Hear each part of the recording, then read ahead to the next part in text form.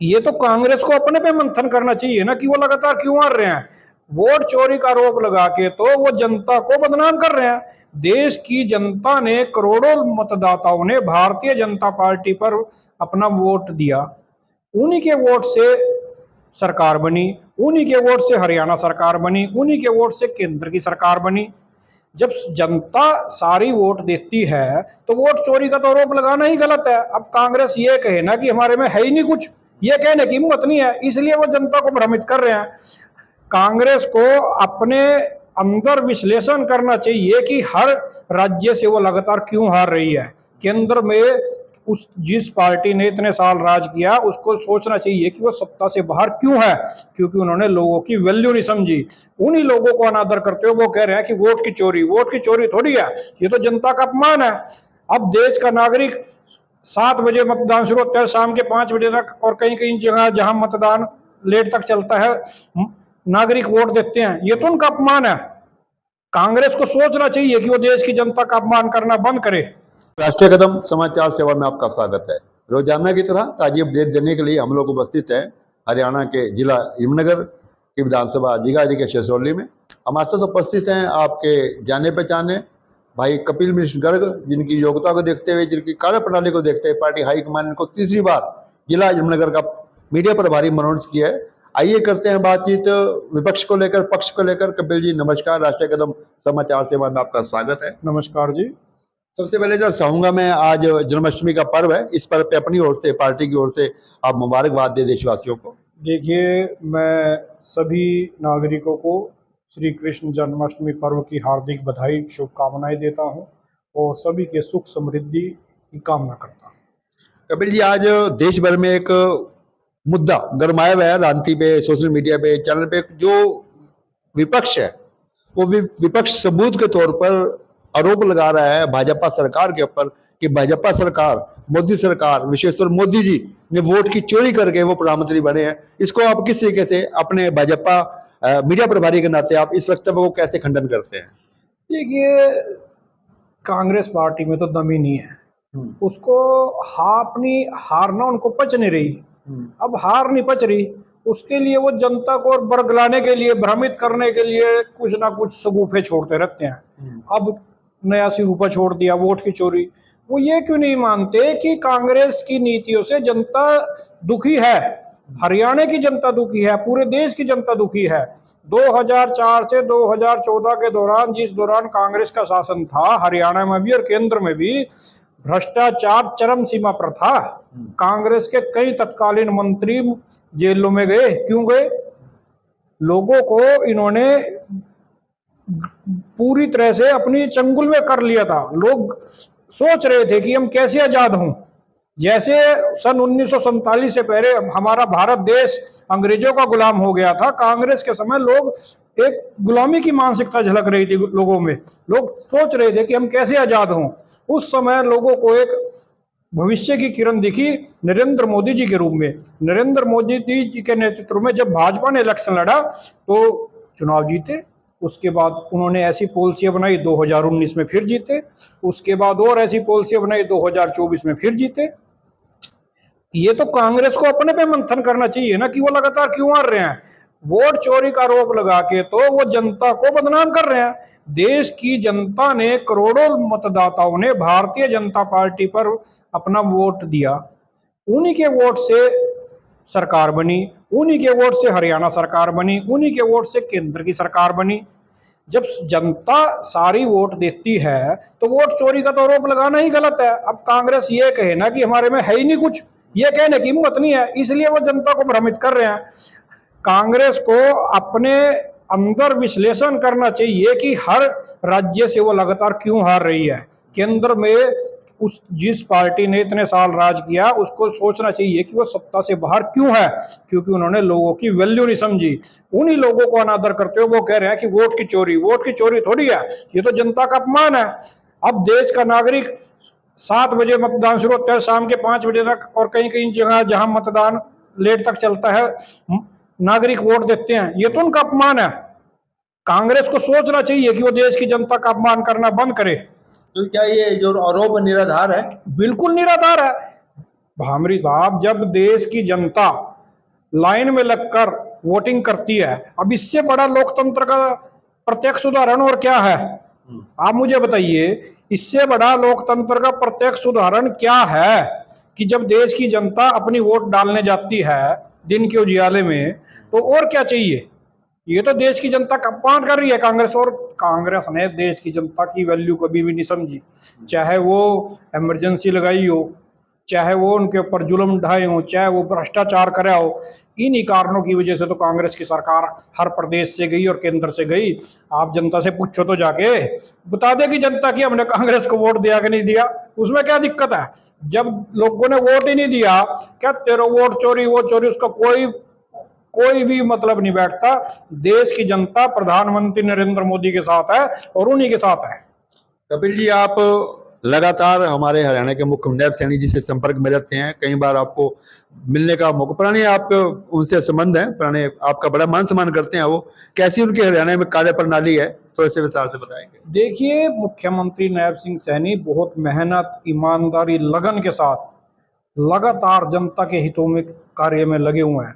उन्होंने मुख्यमंत्री आवास को आम जनता के लिए खोल दिया। रात को चाहे 10 बज रहे हो, 11 बज रहे हो, 12 बज रहे हो, जब भी कोई हरियाणा का नागरिक वहां पे अपनी फरियाद लेके जाता है, मुख्यमंत्री जी तुरंत उसकी सुनवाई करते हैं। उसके अलावा दिन में भी जब मर्जी चले जाओ, उनकी सुनवाई होती है। मुख्यमंत्री हर जाति, हर वर्ग को लेकर नई नई घोषणाएं कर रहे हैं, ताकि हर एक को ये लगे कि हरियाणा उसका है, हरियाणा की सरकार उसकी है, हरियाणा का मुख्यमंत्री उन्हीं में से एक है। ये कोई बाहर से नहीं है। मुख्यमंत्री ये दिखा रहे हैं कि मैं जो मुख्यमंत्री हूं, मैं आप ही लोगों के बीच में से तो उठ के बनाऊं। तो वो लोगों की परेशानियों को समझते हैं, उनके दुख दर्द को समझते हैं, उनके हर कार्य को लेकर वो संजीदा रहते हैं। वो ये सोचते हैं कि मेरा हरियाणा कैसे आगे बढ़े, मुझे आगे हरियाणा को आगे लेके जाना है, तो मैं कैसे लेकर जाऊं।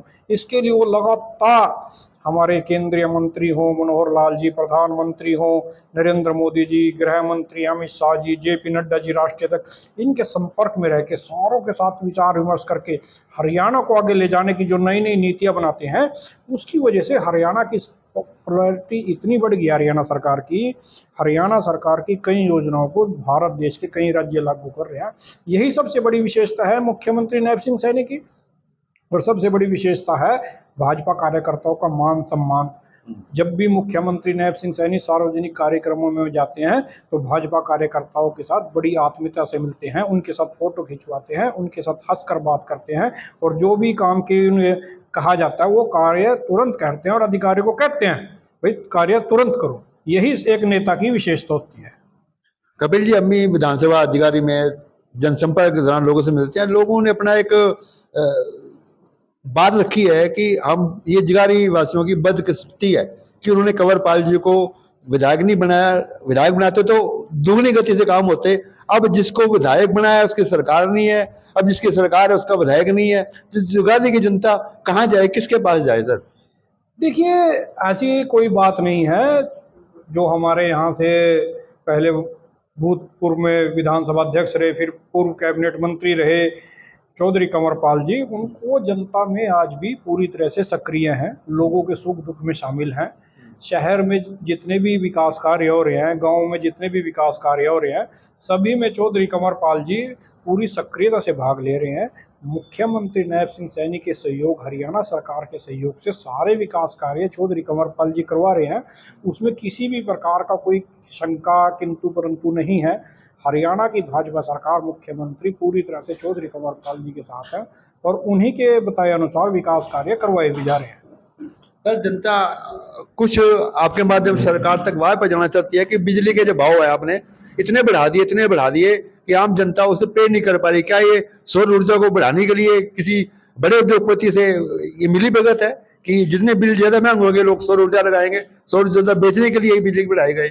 नहीं नहीं, बिल तो देखिए, जैसे जैसे देश में विकास हो रहा है वैसे वैसे बिजली की खपत बढ़ती जा रही है। पहले घरों में केवल एक लाइट और पंखा होता था, इसके अलावा कुछ भी नहीं होता था। आज लगभग हर घर में कई कई पंखे हैं, लाइटें हैं, टेलीविज़न है, कूलर है, वॉशिंग मशीन है, एसी भी चल रहे हैं। तो बिजली की खपत जैसे जैसे बढ़ेगी बिल उतना उतना आएगा। उसमें तो कोई विकास की प्रक्रिया है। वो तो जितना आप इस्तेमाल करोगे वो उतना बिल आएगा। अगर कोई खाली लाइट पंखा और कुछ नहीं इस्तेमाल करे तो उसका बिल कम आएगा।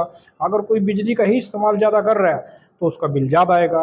इन्हीं ज़रूरतों को देखते हुए सरकार ने भी ये कहा है कि अगर हर नागरिक अपने घर की छत पर सोलर लगवाना चाहे तो सरकार उसमें उसकी सब्सिडी के तौर पर सहायता भी दे रही है, और वो लगवाना भी चाहिए, उसमें कोई बुराई नहीं है।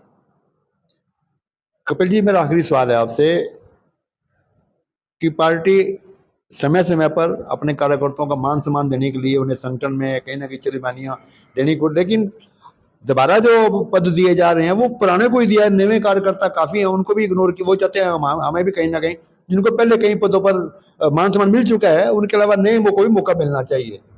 देखिए, पार्टी की सोच बिल्कुल स्पष्ट है। अभी पार्टी ने पूरे हरियाणा में जो मंडल अध्यक्ष नियुक्त किए, उसके लिए पार्टी ने कह दिया था कि 35 वर्ष से 45 वर्ष तक की आयु का जो भी हमारा भाजपा का कार्यकर्ता होगा उसको ही हम मंडल अध्यक्ष बनाएंगे। और पार्टी ने वो सारे मंडल अध्यक्ष लगभग सभी के सभी पहली बार मंडल अध्यक्ष बने हैं। उनमें से हो सकता है अगर कि कोई पहले हो तो मुझे जानकारी नहीं, लेकिन जहाँ तक जानकारी है कि सभी लोगों को पहली बार ही जिम्मेवारी मिली है। इसी प्रकार पार्टी ने एक संगठनात्मक फैसला ये किया कि हर मंडल में और जिला स्तर पर महिलाओं को उचित आरक्षण दिया जाएगा, और उसी आरक्षण के मुताबिक महिलाओं को, चाहे हमारा जिला संगठन हो और चाहे हमारा मंडल का संगठन हो, उसमें महिलाओं को बराबर का प्रतिनिधित्व दिया जा रहा है।